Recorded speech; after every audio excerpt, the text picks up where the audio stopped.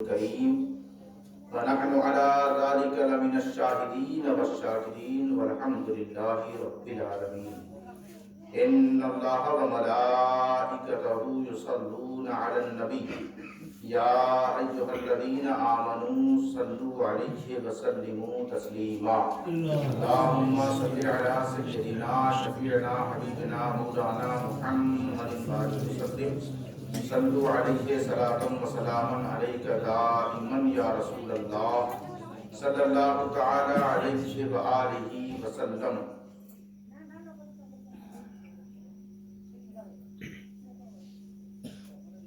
عزیزان گرامی قدر، محترم مکرم مقتدر سامعین، اسٹیج پہ تشریف فرما حافظ صلاح الدین صاحب قبلہ، ثنا خان، دیگر حضرات، آج کی یہ مقدس محفل اِصال ثواب کے حوالے سے منعقد ہے. اس میں مختصر سے وقت کے لیے ہم سب حاضر آئے.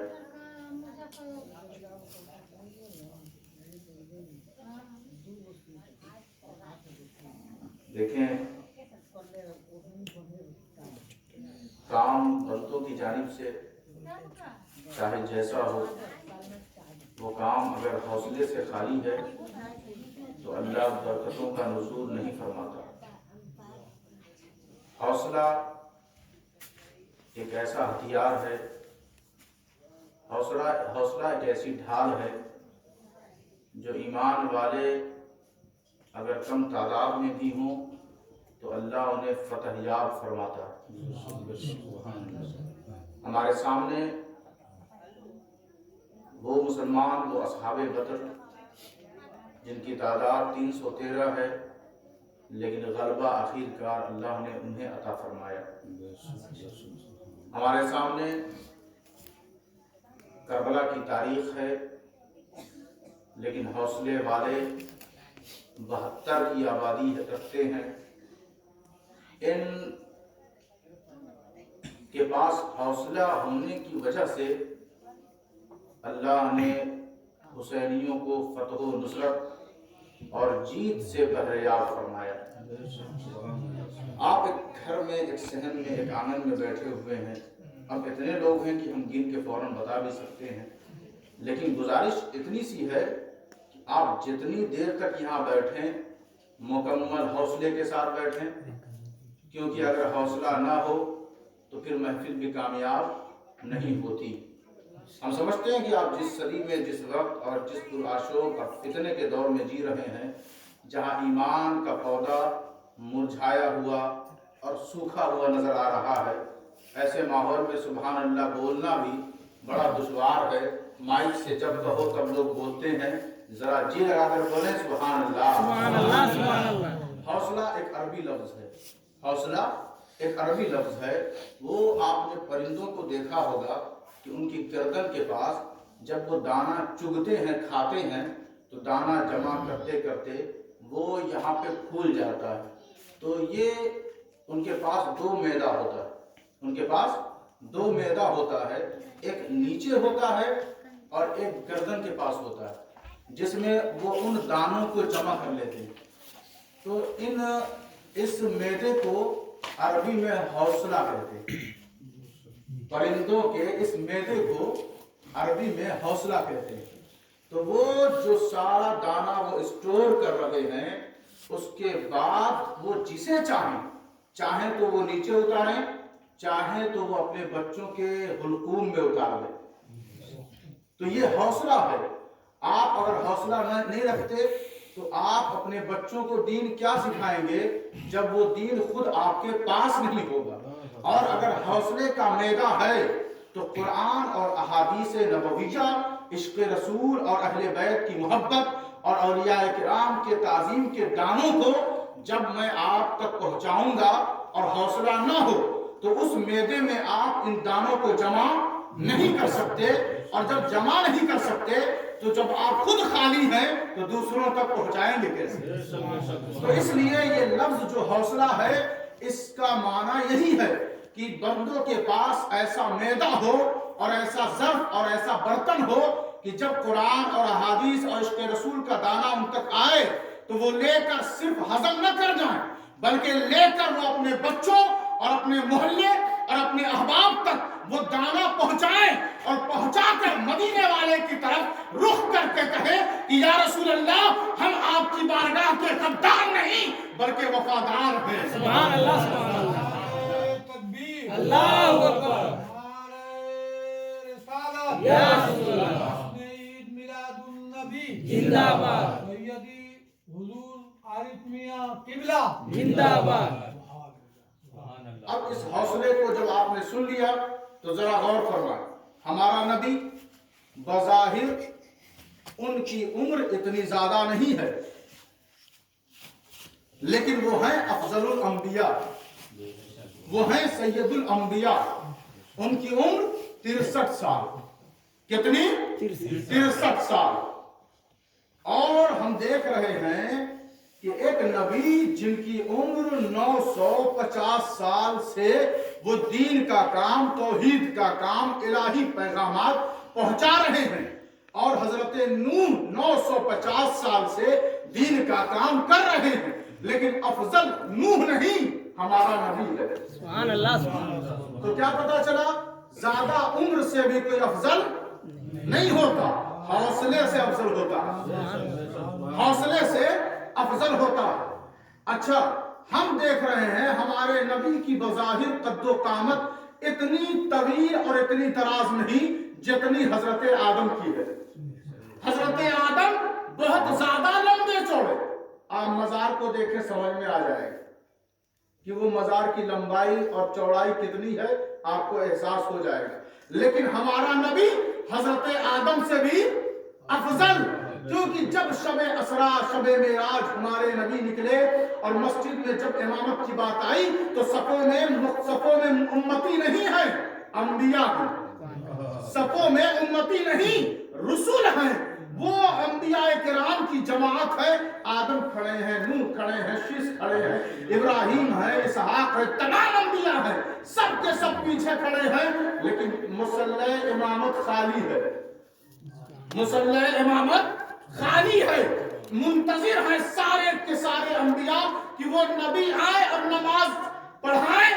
اور نبی ہمارا جب اس جماعت میں داخل ہوا تو لوگ صف خالی کرتے گئے، جگہ دیتے گئے، اور ہمارا نبی جب مصلی پہ آیا اللہ اکبر کہہ رہا ہے تو کسی کو اعتراض نہیں کہ میری عمر زیادہ، میں لمبا چوڑا، میں پرانا، میں قدیم، میں پرانا، کسی کو اعتراض نہیں، کیونکہ سب کو پتا ہے کہ اللہ نے اگر کسی کو سب سے زیادہ حوصلہ دیا ہے تو آخری نبی کو دیا ہے۔ اللہ نے سب سے زیادہ افضلیت اور درجے کے اعتبار سے بلند و بالائی دی ہے تو کسی اور کو نہیں، ہمارے نبی کو دی ہے۔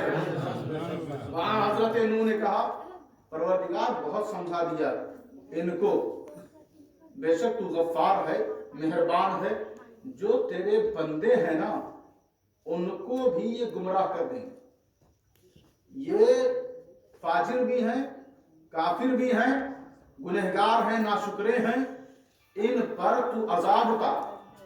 قال نوح ربی لا تذر علی الارض من الکافرین دیارا، اب زمین پر ان کا بسیرا مناسب نہیں ہے، ان کو مٹا دے، ختم کر دے، ختم کر دے، کیونکہ یہ جب رہیں گے نا تو تیرے بندے جو تجھے ماننے والے ہیں اور میری پیروی کرنے والے ہیں ان کو بھی یہ گمراہ کر دیں گے، ان پر عذاب اتار۔ تو اللہ نے کہا، دو روایت ہے میں سنا رہا ہوں آپ کو، غور سے سنیں۔ اللہ نے فرمایا کہ نوح ایسا ہے کہ تم درختوں کو کاٹ کر لے آؤ، تختہ بناؤ، کشتی تیار کرو، پھر میں سیلاب اور پانی کی صورت میں انہیں غرق کروں گا، جو تمہاری کشتی پر سوار ہوں گے، جو تمہاری کشتی پر سوار ہوں گے وہ بچے رہیں گے، اور جو تمہاری کشتی سے درکنار ہوں گے وہ غرق ہو جائیں گے، تباہ ہو جائیں گے۔ وہ نوح ہیں جن کے لیے ایک کشتی بنائی گئی، اور اس کشتی نوح پر، سفینہ نوح پر जितने अफराद सवार हैं वो महफूज हैं, लेकिन जो दरकिनार हैं, गुस्ताख है, नाफरमान हैं, वो गर्क हो गए। तारीख शाहिद है, लेकिन वो नूह है। और हमारे नबी का हाल ये है कि अल्लाह के रसूल, अल्लाह के महबूब से अल्लाह ने कहलवाया कि महबूब आपकी कश्ती किसी मखसूस और किसी महदूद वक्त के लिए मुतअय्यन और फिक्स नहीं है, बल्कि आपकी कश्ती तो मैंने कयामत तक के लिए जारी कर दी है। आपकी आल से जो प्यार करते रहेंगे उनका बेड़ा पार होता रहेगा। तो हमारा नबी अफजल है, हौसले वाला है। हजरत नूह ने कहा कि परवरदिगार इन्हें तबाह कर दे, गर्क कर दे। तो बात इतनी सी है कि अल्लाह ने कहा कि ठीक है, पहले तुम मिट्टी से बर्तन बना। कहा ठीक है परवरदिगार, मिट्टी से बर्तन बनाया। हजरत नूह ने कहा इसे रंग दो, खूबसूरत बना दो। हजरत नूह ने मेहनत की, नक्शो निगारी की और उसे खूबसूरत हुस्न दिया। फिर कहा अल्लाह ने नूह इन बर्तनों को तोड़ दो, मिसमार कर दो, खत्म कर दो। परवरदिगार से अर्ज किया बारे इलाहा, इतनी मेहनत से बर्तन बनाया है और तू तोड़ने का हुक्म दे रहा है। तो अल्लाह ने कहा ऐ नूह, मैंने भी बड़े प्यार से अपने बंदों को बनाया। मैंने भी लक़द करमना बनी आदम से नवाजा है। मैंने भी लक़द खलक़नल इंसान फी अहसनी तक़वीम से नवाजा है। मैंने भी या अय्युहल इंसान मा गर्रका बिरब्बिकल करीम से माला माल किया है। मैंने भी अपने बंदों को बड़ा हुस्न दिया है। चांद, सूरज और तमाम कायनात, तमाम फरिश्तों की तस्बीहात एक तरफ हो जाए और हजरत इंसान का सजदा हो, नदामत और तौबा व इस्तिग़फ़ार, इख़लास व लिल्लाहियत के साथ वो सजदा करे, तो मैं अपनी इज्जत व जलाल की कसम खाकर कहता हूँ कि जो मेरा बंदा एक सजदा करेगा, सारे फरिश्तों की तस्बीह एक तरफ, मेरे बंदों की तस्बीह, मेरे बंदों का सजदा और इबादत एक तरफ। सुभान अल्लाह, सुभान अल्लाह। तो ये हौसला होना चाहिए। क्या होना चाहिए? हौसला होना चाहिए। जो अभी तक मुझे नजर नहीं आ रहा, जो अभी तक मुझे नजर नहीं आ रहा है, जी लगा कर कहें या रसूल अल्लाह, या रसूल अल्लाह। जितने लोग हैं, अगर मैदान महशर में हुजूर ने पूछा कि कितने लोगों ने कहा था या रसूल अल्लाह वो मेरी बख्शिश और सिफारिश के हकदार हैं, तो तब तो लोग कहेंगे कि सब ने कहा था। लेकिन यहाँ उतने लोगों ने कहा नहीं है। जितने लोगों की आवाज गूंजनी चाहिए यहाँ पे, उतनी आवाज आई नहीं। बहरहाल ये आप समझेंगे और हुजूर समझ लेंगे। मेरा काम है बस आपको थोड़ा सा हवा दे देना, अगर चिंगारी हो तो शोला बना देना, यही तो किया जा सकता है। तो कहा परवरदिगार अजाब नाजिल कर दे, परवरदिगार अजाब नाजिल कर दे, इन सबको गर्क कर दे, तबाह कर दे, बर्बाद कर दे। वहां हमने देखा कि वो ताजदार खत्मे नबूवत, वो आखिरी नबी, वो ज़हरा के बाबा, हम सब के आका, जब मैदान ताइफ में हैं और जालिमों ने पत्थर मार मार कर खून से उनके जिस्म को आलूद कर दिया और खून बहता बहता बहता पांव से होता होता नालैन शरीफैन में, यानी उनके नालैन जूतों में जाकर खून जमा हो गया, रुक गया। तो इस अज़ियत को, इस दर्द को जब अल्लाह ने देखा महबूब की अज़ियत को, तो कहा फरिश्तों जाओ मेरे महबूब से कह दो कि अगर आप कहें तो इन जालिमों के ऊपर मैं पहाड़ों को लाकर गिरा दूं। ऐ मलकुल जिबाल, ऐ पहाड़ के फरिश्तों जाओ, ऐ हवा के फरिश्तों जाओ, ऐ जिब्राइल हाजिर बारगाह महबूब हो जाओ। सब के सब आ गए और अरीज़ा पेश किया कि या रसूल अल्लाह, अगर आप कहें तो आपका रब कह रहा है कि इन जालिमों को बाजार में मैं निस्तो नाबूद कर दूं। यहाँ जमीन पर ऐसा लगेगा देखकर कि कभी कोई इंसान था ही नहीं, बर्बाद कर दूं मैं।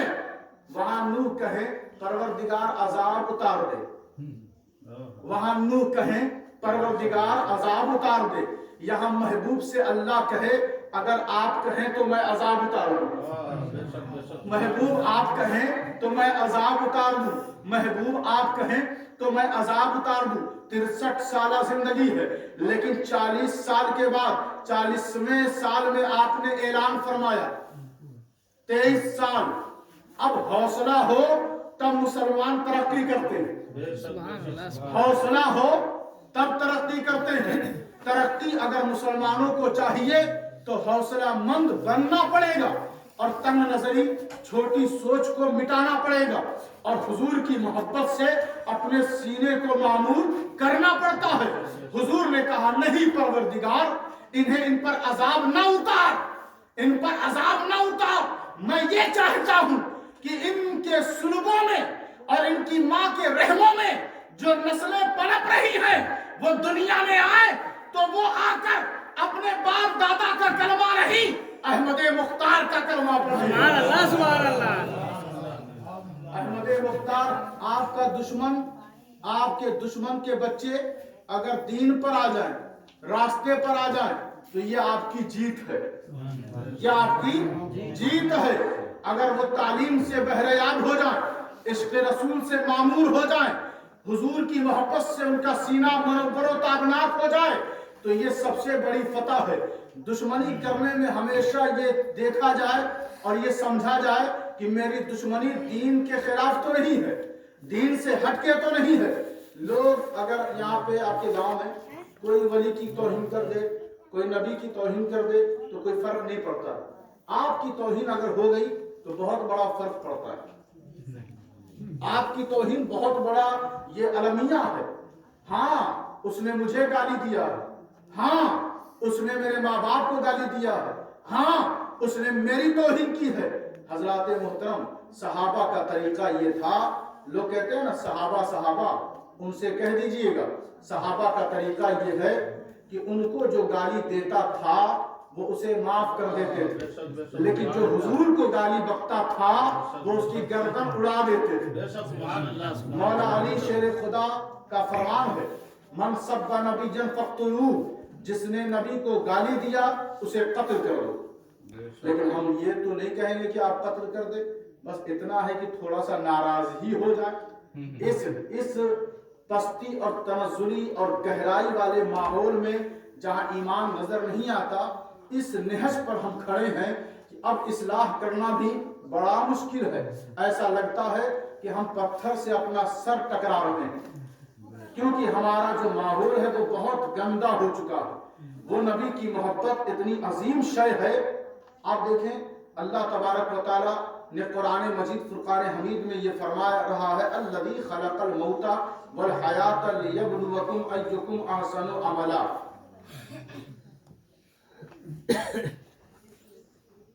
कि वो है जिसने मौत और जिंदगी को पैदा किया, मौत और जिंदगी को उसने पैदा किया, अल्लाह ने पैदा किया। वल्लाहु खलक़कुम, अल्लाह वही है जिसने तुम्हें पैदा किया। अब इस माइक को जिसने बनाया वो इस माइक का खालिक है, इस तख्त को जिसने बनाया वो इस तख्त का खालिक है, इस मकान को जिसने बनाया वो इस मकान का खालिक है। लेकिन जरा गौर फरमाएं, इस माइक को जिसने बनाया पहले लोहा मौजूद था, फिर उसने इस माइक को बनाया। पहले से पेड़ और लकड़ी मौजूद थी, फिर उसने तख्त को बनाया। पहले से सारा मलबा मौजूद था, फिर उसने मकान को बनाया। हमारी खालिकियत का हाल यही है कि जो चीज पहले से रहती है हम उसे एक आकार दे देते हैं, लेकिन उसकी खालिकियत का हाल ये है कि जब कुछ न हो उस कुछ न से वो कुछ बना देता है। शय ना हो तो वो शय को वजूद में ला देता। और हमारा हाल ये है कि हम शय से शय बनाते हैं। हम क्या करते हैं? शय से शय बनाते हैं। लोहे से माइक बना देते हैं, लकड़ी से तख्त बना देते हैं, और मटेरियल से मकान बना देते हैं। तो हमारी खालिकियत का हाल ये है, अल्लज़ी खलक़ल मौत वल हयाता। और हमारा रब ऐसा खालिक है कि जब कुछ न हो तो वो कुछ ना से कुछ बना देता है। इन्नल्लाह अला कुल्ली शैइन कदीर फरमाया, ये नहीं फरमाया कि वो शय से शय पर कादिर है। शय से मिन शैइन अला शैइन कदीर नहीं फरमाया کہ بے شک اللہ شے سے شے پر قادر ہے، بلکہ وہ یہ فرما رہا ہے کہ جب کچھ نہ ہو تو اللہ کچھ بنا دیتا ہے۔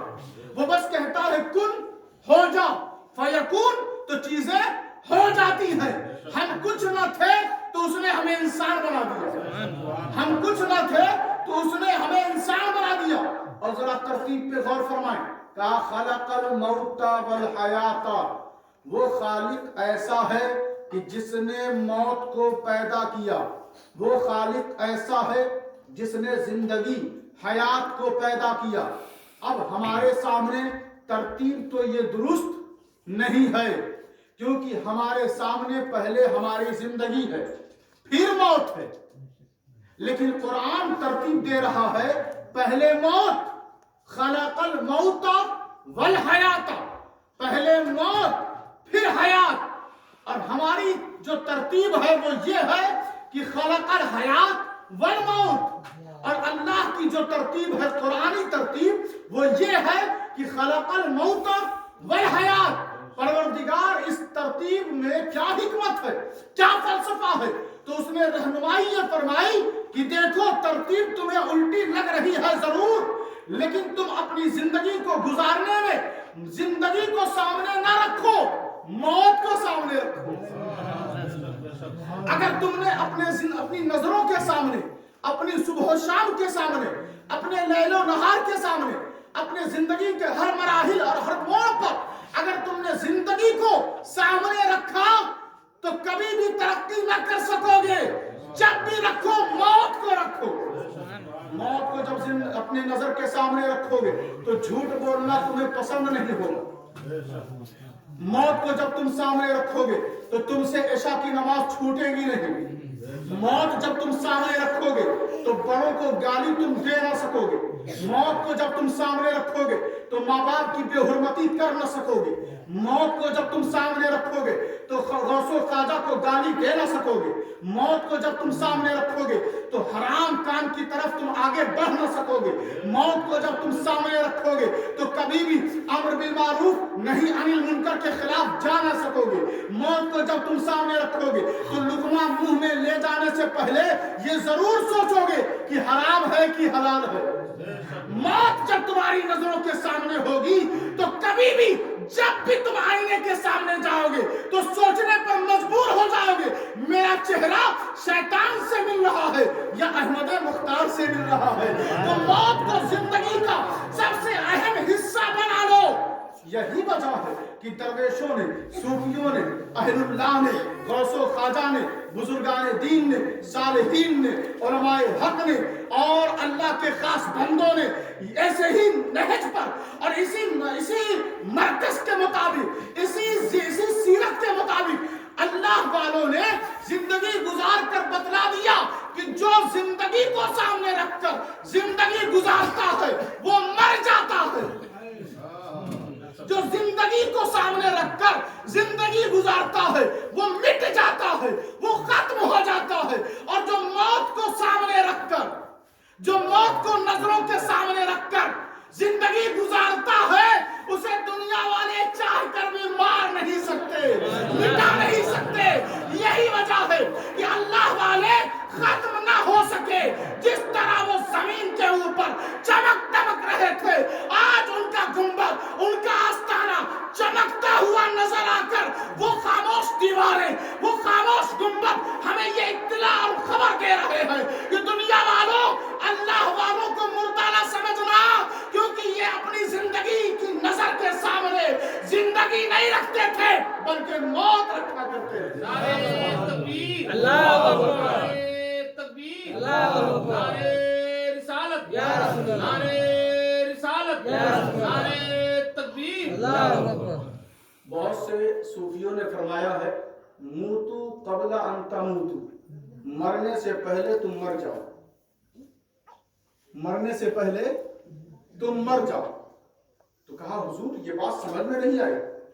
تو حضرت امام غزالی نے اس فرمان کو سمجھایا، اور حضرت سید مخدوم ابو الغوث کرم دیوان نے بھی بارہا اپنے طالبین اور اپنے عاشقوں کو آپ نے درس دیا کہ مرنے سے پہلے مر جاؤ، مرنے سے پہلے مر جاؤ.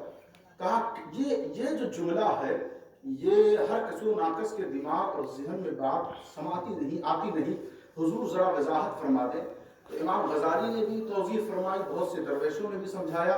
بات اتنی سی ہے کہ ایک پنجرے میں ایک طوطا تھا, قید تھا, اور اس نے کہا کہ کیسے میں آزاد ہو جاؤں اس پنجرے سے, کیسے میں آزاد ہو جاؤں اس قفس سے, کیسے میں آزادی حاصل کروں اس قید کرنے والے شخص سے, تاکہ میں بھی دوسرے پرندوں کی طرح پرواز کر سکوں اور ہوا کا لطف اور دوسری چیزوں کا مزہ اٹھا سکوں. تو اس کے دماغ میں ایک بات آئی کہ اس نے مرنے کا ناٹک کیا اور پنجرے میں گرا اور مر گیا. تو قید کرنے والے نے سوچا کہ جب پرندہ مر ہی گیا تو اب پنجرے میں رکھنے سے فائدہ کیا. اسے نکالا اور نکال کر کنارے رکھ دیا اور کہا کہ بہت دن سے اس کو رکھا تھا, محبت سی ہو گئی تھی, بیچارہ فوت ہو گیا, چلا گیا.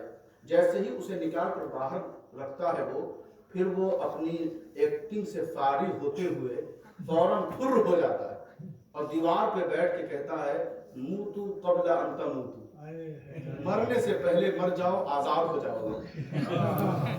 مرنے سے پہلے مر جاؤ, آزاد ہو جاؤ گے.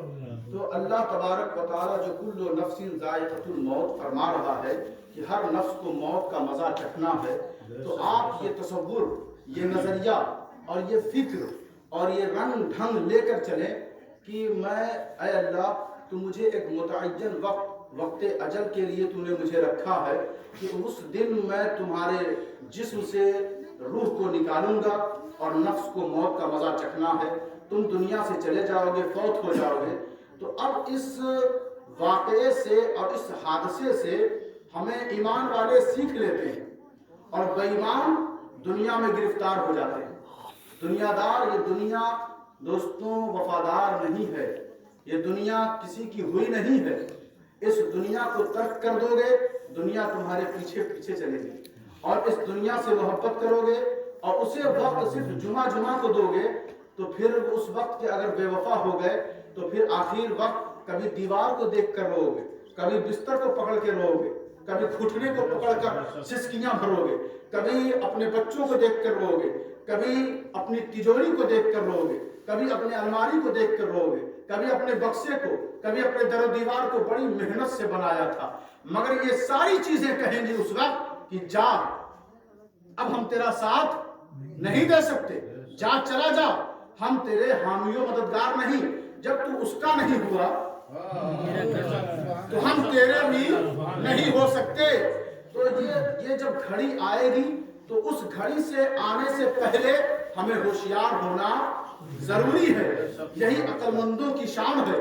تو اب دیکھیں آپ, غور فرمائیں کہ اللہ تبارک و تعالیٰ فرما رہا ہے الذی خلق الموت والحیات, وہ خالق ایسا ہے کہ جس نے موت کو پیدا کیا. موت ہمیں موت دیتی ہے, لیکن ہمارا خالق وہ ہے کہ موت کو پیدا کر رہا. پتہ یہ چلا, اس ترتیب سے یہ واضح جملہ ہو گیا, یہ عقیدہ نکل کر سامنے آیا کہ اللہ نے پہلے موت کو پیدا کیا, والحیات بعد میں زندگی کو پیدا کیا. تو پیدا تو دونوں ہی مخلوق ہے اس کی, موت بھی اور حیات بھی, لیکن پہلے اس نے کس کو پیدا کیا؟ موت کو, اور اس کے بعد حیات کو. تو اب اللہ سے پوچھو پروردگار تو نے پہلے حیات کو کیوں نہیں پیدا کیا, موت کو کیوں پیدا کیا؟ کہا میں اپنے بندوں سے بڑا پیار کرتا ہوں, میں اپنے بندوں سے بڑی محبت کرتا ہوں. اس بات کو ہم سمجھ نہ سکے بارے الہ, کہا بات اتنی سی ہے کہ میں جس سے محبت کرتا ہوں اور جو مجھ سے محبت کرتا ہے, مجھ تک وہ پہنچے گا کیسے؟ موت کے ذریعے. اس کا مثال, قرب وصال میں اور زیادہ قربت کیسے پیدا ہوگی؟ موت کی وجہ سے. سیڑھیاں مجھ تک جو میری محبت کی سیڑھی ہے وہ ختم کیسے ہوگی؟ موت کی وجہ سے. یہی وجہ ہے کہ انبیاء کرام کو موت آئی تو مسکراتے ہوئے گئے, رسولان اعظام کو موت آئی تو مسکراتے ہوئے گئے, غوث و خواجہ کو موت آئی تو مسکراتے ہوئے گئے. بے ایمانوں کو موت آتی ہے تو گھبرا جاتے ہیں, ایمان والوں کو موت آتی ہے تو مسکرا دیتے ہیں. تو آپ سے گزارش یہی ہے کہ آپ ایمان والے بنیں, حوصلے والے بنیں, मजबूत इरादा रखें। कहा बस ये जो मौत व हयात का मामला है ऐसा नहीं है, अब इस मौत व हयात के बीच में ख्वाहिशात है, हिर्से दुनिया है, तलब है, चाहत है, बंदों की आरज़ू है, बंदों की तमन्नाएं हैं। आप जैसे पहले थे अब नहीं। कुछ लोगों के बाल अभी काले हैं लेकिन बहुतों के सफेद हो हैं, ऐसे पहले की तरह नहीं। पहले जैसे आपकी नजर थी अब नहीं, और आगे चल के और कमजोर होगी। आपको घबराहट क्यों नहीं होती? आपको बेकरारी क्यों नहीं होती? आप अपनी जमीन से बात क्यों नहीं करते? आप अपनी रूह को आवाज क्यों नहीं देते कि बस बहुत हो गया? अब सर्दियों और गर्मियों का बहाना लेकर मस्जिद से हम दूर नहीं रह सकते। अपने रब के हुजूर गिरने से अब हम बाज नहीं आएंगे। ऐ दुनिया, तू अब अपनी गिरफ्त में हमें नहीं ले सकती। दुनिया की गिरफ्त, ख्वाहिशात की गिरफ्त, हिर्से दुनिया, लालच, घमंड, गुरूर, हसदो जलन, लोगों से दुश्मनी की गिरफ्त आपको इतनी तेजी से अपनी गिरफ्त में नहीं ले सकती। इन्ना बत्श रब्बिका लशदीद, जितनी मजबूत गिरफ्त आपके रब की है किसी की हो नहीं सकती। अब लोग कहते हैं बूढ़े हो चुके हैं, कमजोर हो गए, लेकिन कहते हैं क्या करें, ठंडक लग रही है, क्या करें, गर्मी सता रही है। अल्लाह से आप डरे, खौफ खाएं कि उसकी बारगाह में जो वफादार हो जाता है, रास्ते उसके हमवार होते चले जाते हैं। न उसे सर्दियां रोक सकती हैं, न गर्मियां सता सकती हैं। फरिश्ते भी जिसकी इज्जत व तकरीम पर फख्र करें वो हजरत मुसलमान हैं, वो हजरत इंसान हैं, वो मोहम्मद के गुलाम हैं, हुजूर के गुलाम हैं। हुजूर के गुलाम कभी पस्त नहीं होते, हुजूर के गुलाम कभी ठंडे नहीं पड़ते, हुजूर के गुलाम कभी उनका ईमानी पौधा मुरझाता नहीं। हुजूर के गुलाम कल भी तरोताजा थे, आज भी तरोताजा है, और कल कयामत में उनके चेहरों से जाहिर हो जाएगा कि ये गुलाम किसी सियासतदान, किसी हुक्मरान के नहीं, मदीने वाले सरकार के गुलाम हैं। सुभान अल्लाह, सुभान अल्लाह। तो इतना तो मजा नहीं आया क्योंकि हौसले में बड़ी कमी।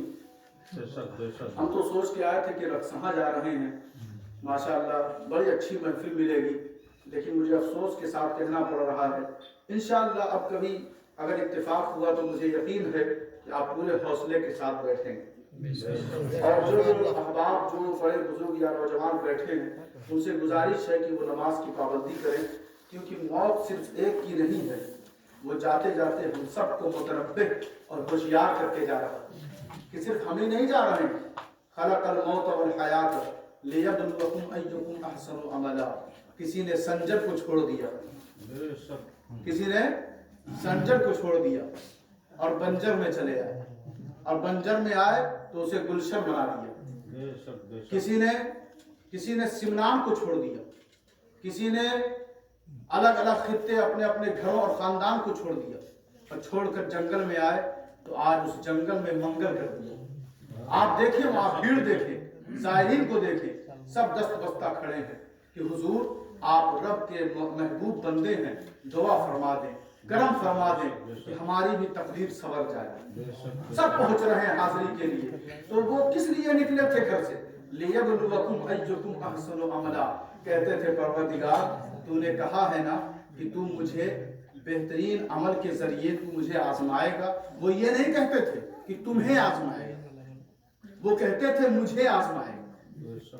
वो जब कुरान पढ़ते थे ना तो कुरान की आयत को वो समझते थे कि मुझसे अल्लाह फरमा रहा है, और आज लोग पढ़ते हैं तो कहते हैं उनसे कह रहा है, हमसे नहीं कह रहा। हम तो 5 वक्त के नमाजी हैं, या माशाअल्लाह हमारी दाढ़ी टोपी सब कुछ है तो हम तो बड़ी हैं साहेब, ऐसा नहीं है। कुरान पढ़ें तो ये सोच कर पढ़ें कि अल्लाह जो कुछ कह रहा है मुझसे कह रहा है। तो वो कहते थे लियब्लुवकुम अय्युकुम अहसनु अमला, कि तूने कहा है कि मौत और जिंदगी सिर्फ इसलिए पैदा किया है ताकि मैं तुम्हें आजमाऊं कि तुमने बेहतरीन अमल करने वाला कौन है।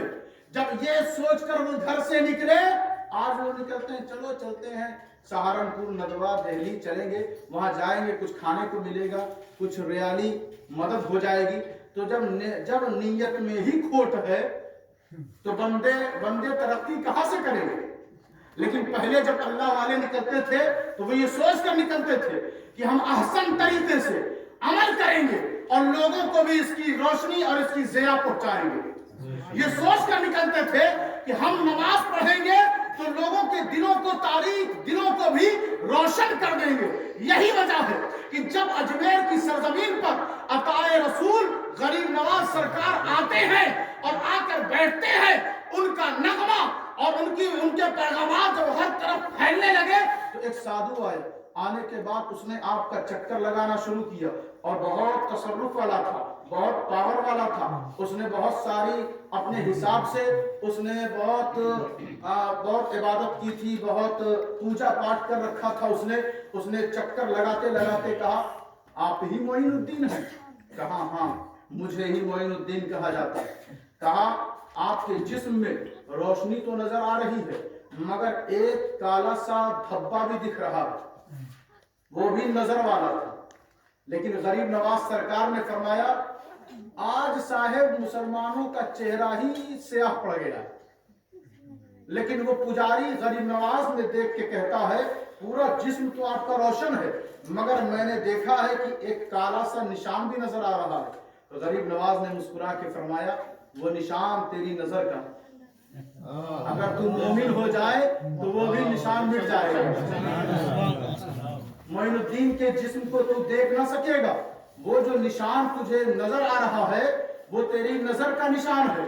اچھا دیکھیں، آپ غور کریں، توجہ دیں کہ جیسے ابو جہل آیا حضور کی بارگاہ میں اور اس نے کہا آپ سے زیادہ بدصورت میں نے کہیں دیکھا ہی نہیں. حضور نے فرمایا صدقت، تو نے سچ کہا. پھر صدیق اکبر جوش میں آ گئے. یہ روایت لوگ پڑھ کے پتہ نہیں کہاں سوئے ہوئے.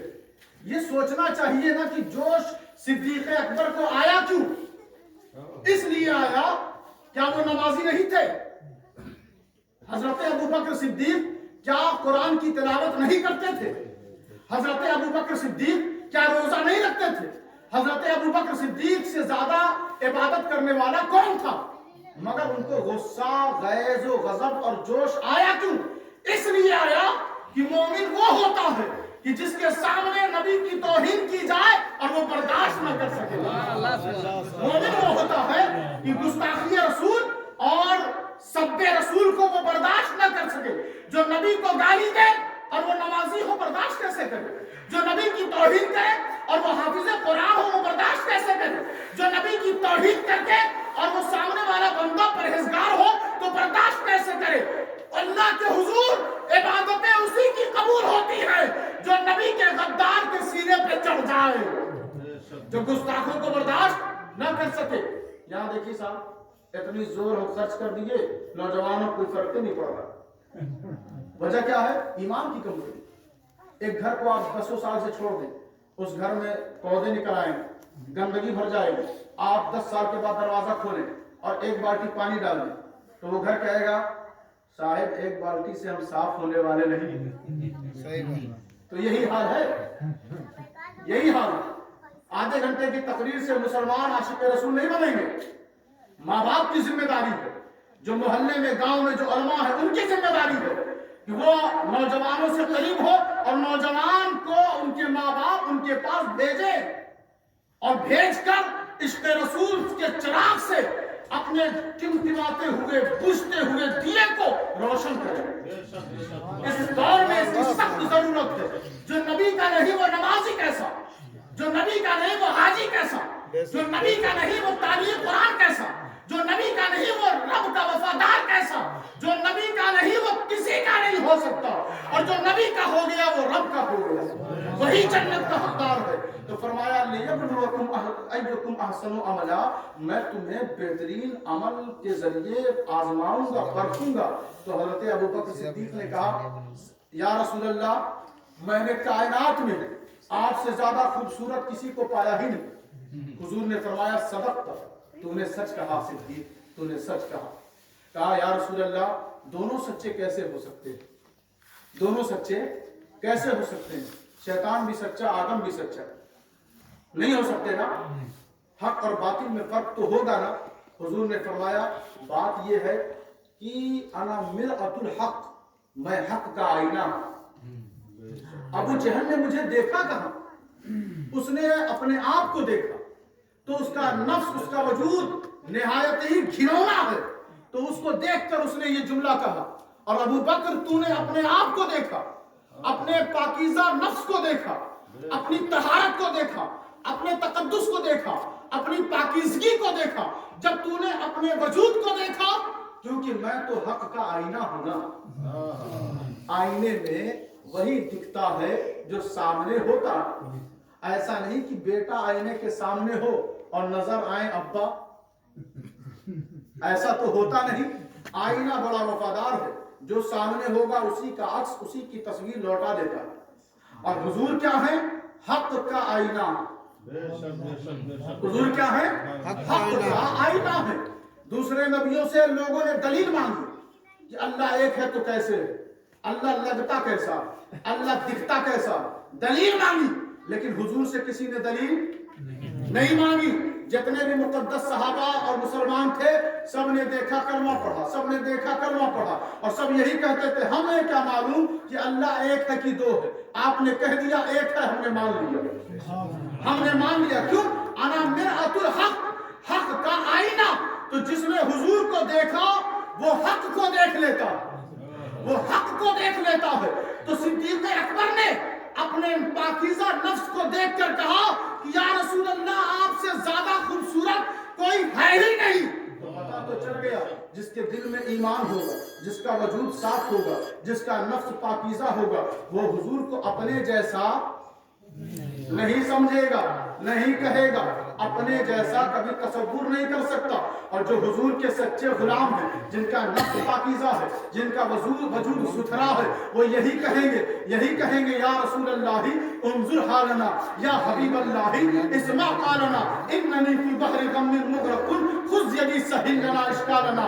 وہ یہی کہیں گے ورفعنا لک ذکرک, وہ یہی کہیں گے سبحان الذی اسری بعبدہ, وہ یہی کہیں گے والضحی واللیل اذا سجا, واللیل اذا سجا, وہ یہی کہیں گے وللآخرۃ خیر لک من الاولی, وہ یہی کہیں گے وما رمیت اذ رمیت ولکن اللہ رمی, وہ یہی کہیں گے, وہ یہی کہیں گے, وہ یہی کہیں گے واللسان والشفتین, وہ یہی کہیں گے واللیل اذا سجا, وہ یہی کہیں گے ووضعنا عنک وزرک, وہ یہی کہیں گے الذی انقض ظہرک, وہ یہی کہیں گے الم نشرح لک صدرک, وہ یہی کہیں گے یا ایھا المزمل قم اللیل الا قلیلا, وہ یہی کہیں گے کہ میں قرآن دیکھتا ہوں تو آپ نظر آتے ہیں, آپ کو دیکھتا ہوں تو قرآن نظر آتا ہے. سبحان اللہ, سبحان اللہ. الذی خلق الموت والحیات لیبلوکم ایکم احسن عملا. پروردگار, کیا میں تیرے آزمائے ہوئے معمولات میں کہاں تک پہنچا, کامیاب ہوا یا نہیں کامیاب ہوا؟ تو اللہ نے کہا قد افلح المؤمنون, اے میرے بندے تو گھر سے نکلا تھا, سنجر کو چھوڑ کے نکلا تھا اور بنجر میں آیا صرف اس لیے کہ میں تجھے آزماتا جاؤں اور تو اس آزمائش پہ تیزی سے گزرتا جائے, اس کو سینے سے لگاتا جائے اور شکر ادا کرتا جائے. یہ آزمائشیں بندوں کو کبھی شیطان بنا دیتی ہیں اور کبھی یوسف و ایوب بنا دیتی ہیں. یہ آزمائشیں جب ایمان والوں کے گھر میں آئیں تو ایمان والے بے صبرے نہ ہوں, ایمان والے ناشکرے نہ ہوں. یہ آزمائشیں جب گھر میں آئیں تو ان پر اللہ کا شکر ادا کریں تو اللہ ان کے ایمان میں اور اضافہ اور ترقی دیتا ہے. اور یہی آزمائشیں جب کسی ناشکرے کے گھر میں جائیں تو لوگ ہائے ہائے کرنے لگے اور نماز چھوڑ دیں, اللہ کا راستہ ترک کر دیں, تو یہ آزمائشیں انہیں شیطان کی طرف لے کے چلی جاتی ہیں. تو دوستوں, آپ کے گھر میں اگر آزمائش آئے بے روزگاری کی, دوستوں اگر آپ کے گھر میں آزمائش آئے اپنوں کی موت کی, دوستوں اگر آپ کے گھر میں آزمائش آئے اپنوں کے درد کے ساتھ, تو اس پر نہ شکرے نہ ہو, اللہ کی بارگاہ میں سجدے میں اور کثرت پیدا کر دیں اور زیادہ محنت کریں اور زیادہ عبادت میں مشقت اٹھائیں. یقین جانیں آپ کو اللہ تبارک و تعالی محبوب کے صدقے میں جنت نہیں بلکہ جنت الفردوس میں مقام عطا کر دے گا.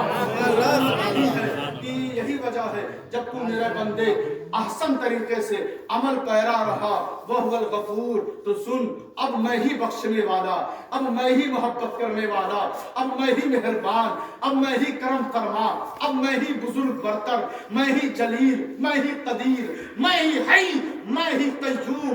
तूने महबूब के तरीके को अपनाया, अब जब तू इस तरीके पर चल निकला है तो मैं तुझे कभी रुसवा नहीं कर सकता। तुझे हर आजमाइश के मोड़ पर मेरी रहमत और महबूब का करम नजर आएगा।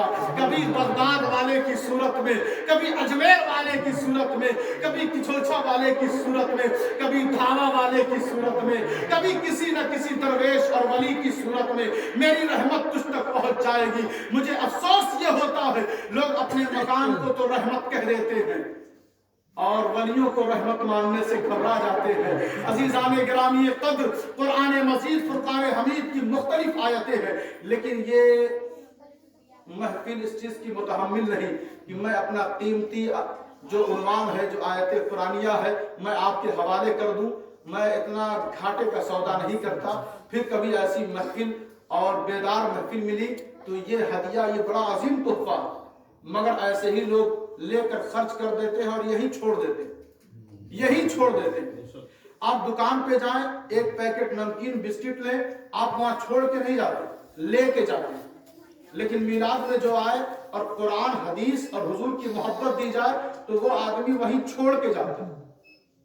इतना सस्ता हमने सौदा बना लिया है। इसे लें और सीने से लगाएं, लगाकर अपने घरों में जाएं, अपने बिस्तरों पे जाएं, अपने बच्चों के सीने में उतारें और घर वालों से कहें कि आज के बाद इस घर में जब पानी पिया जाएगा तो बैठ कर पिया जाएगा। आज के बाद इस घर में जब खाना खाया जाएगा तो हाथ धोकर बिस्मिल्लाह पढ़कर खाया जाएगा। आज के बाद इस घर में बेपर्दगी नहीं होगी, बल्कि जिस तरह से हजरत आयशा और बीबी फातिमा ने पर्दे का एहतमाम किया, इसी तरह हमारी बच्चियां और बहनें भी पर्दे का एहतमाम करेंगी।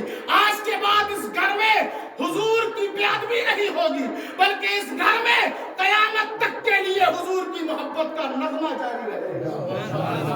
अस्तगफिरुल्लाह, अस्तगफिरुल्लाह, अस्तगफिरुल्लाह। अल्लाह तबारक व तआला ने जो कुछ हमसे बुलवाया इस पर अमल करने की हम सबको तौफीक अता फरमाए। अस्तगफिरुल्लाह रब्बी मिन कुल्लि ज़ंबिन व अतूबु इलैहि व मा अलैना इल्ला अल बलागुल मुबीन। खड़े होकर सलाम।